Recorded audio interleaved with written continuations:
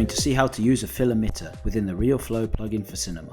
First, we will need the object which contains the fluid. For this tutorial, we are going to use a geometry tank that has the peculiar feature of being a closed object. We will call it a container. We will make a copy of this very object and call it emitter. Once we add the geometry, we will create the fill emitter from the RealFlow plugin menu. Since a RealFlow scene does not exist yet, all the structure of the groups and connections will be created automatically. Now we need to indicate that the geometry container is the one that is going to contain the fluid, and for that we need to add the RealFlow collider tag. For this, we need to change the parameter volume mode to a solid outside.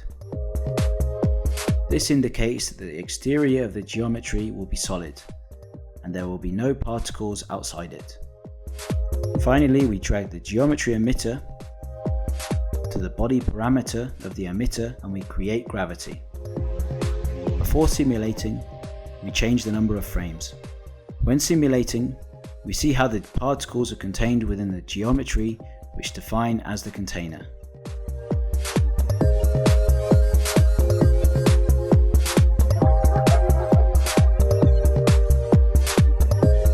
The simulation parameters of the fill emitters will take effect each time the scene is reset.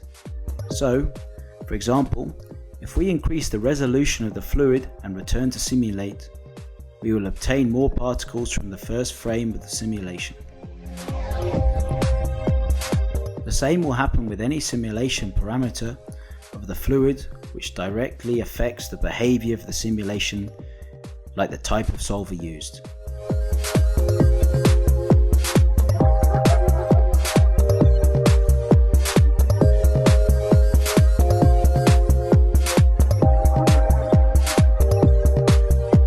The fill emitter will therefore enable us to refill the fluid geometry to create simulations from them in a quick and visual way inside Cinema 4D.